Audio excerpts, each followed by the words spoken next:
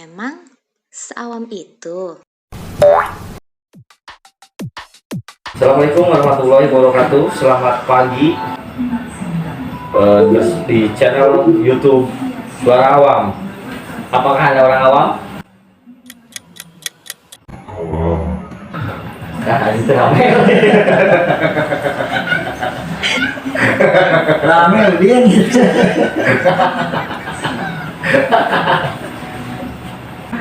Pemirsa, kita akan membahas topik yang sangat trending hari ini, yaitu mengenai trending topik di Twitter dalam 5 jam terakhir ini ada puas kinerja Jokowi Ma'ruf. Bagaimana kepuasan masyarakat, kita akan ngobrol sama narasumber dari, tentu saja dari masyarakat awam terhadap politik. Narasumber kita ini adalah seorang mahasiswa dari jurusan apa nih Pak? Agribisnis. Agribisnis. Apakah Anda terjun di politik? Ada. Oh tidak. Berarti awam terhadap politik. Hah? Suara nak. Kurang kali. Ente kurang kali dia ada goblok. Tarikan dia. Tarikan Udin. Siapa dia kita berhadapan ente? Ini. Tadi tuh. Tarikan sana. Di Twitter ini lagi trending puas kinerja Jokowi Ma'ruf. Anda sebagai mahasiswa atau Anda sebagai masyarakat awam, bagaimana tanggapan Anda dengan kepuasan kinerja Jokowi Ma'ruf? Kepuasan kinerja Jokowi Ma'ruf. A few moments later. Nggak tahu. Saya awam itu.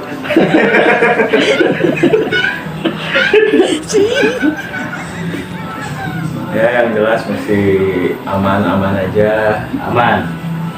Alhamdulillah juga bikin KTP cepat. Bikin KTP cepat. Sempat ngurusin ini ya, apa surat usaha itu juga cepat, tidak ribet gitu. Ya. Jadi ya mungkin itu yang menjadi pengalaman pribadi. Ya, sampai situ saja gitu. Silakan dinikmati dulu. Ini ada sponsor dari Teh Jaing Makmur. Mengenai profilnya ini, mengenai Jaing Makmur, silakan dilihat di deskripsi, itu ada linknya, silakan dipelajari. Dan mengenai profil narasumber kita hari ini, Anda bisa cek di deskripsi juga, ada linknya.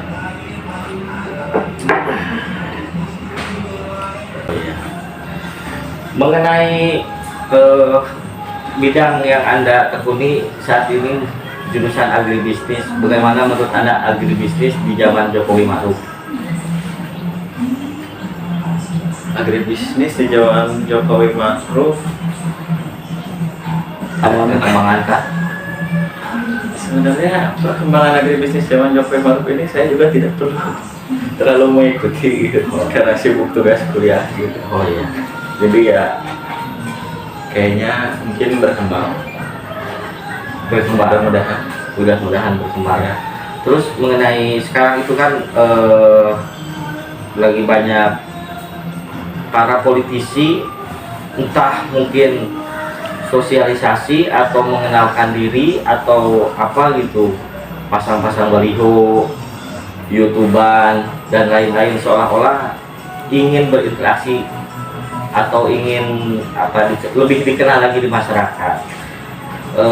Malahan kalau kita lihat di di media sosial atau di artikel-artikel itu ada cenderung sepertinya ini mau mencalonkan presiden gitu.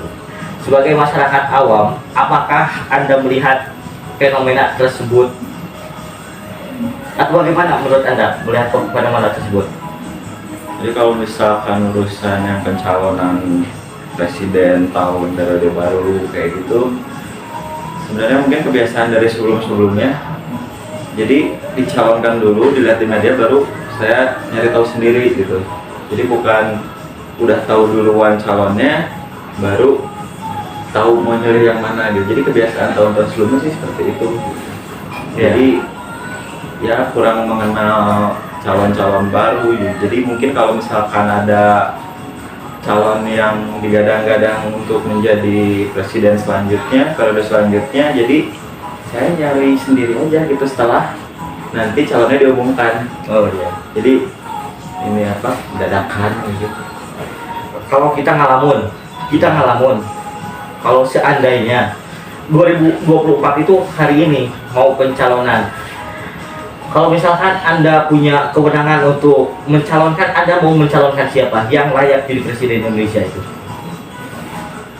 Yang layak jadi presiden Indonesia yang pasti, kalau saya sendiri kurang tahu kandidatnya Ya, tapi yang pasti harus mencerminkan masyarakat Indonesia, harus yang dikenal di masyarakat juga. Jadi mungkin harus untuk calon-calon presiden selanjutnya bisa mendekatkan diri ke masyarakat, khususnya masyarakat-masyarakat yang masih awam, yang mungkin hanya modal media sosial dari Instagram, YouTube atau Twitter gitu, mungkin harus mulai terjun ke dunia itu gitu.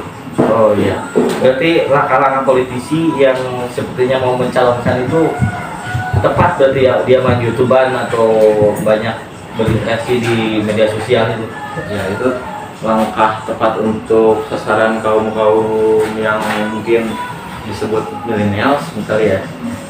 Tapi di samping itu juga biasanya kalau yang saya lihat itu di YouTube, Instagram, Twitter itu hanya sekedar posting gitu kan, posting kegiatan. Nah, kalau bisa dia juga memperkenalkan diri dia siapa, Iya. statusnya apa, Iya. ngapain, dan mungkin rencana untuk jadi calon presiden 2024. Jadi orang-orang tuh tahu lebih dulu sebelum tiba-tiba ada di pengumuman KPU misalkan ada calonnya ini. Jadi track record harus diperbanyak, mungkin Iya.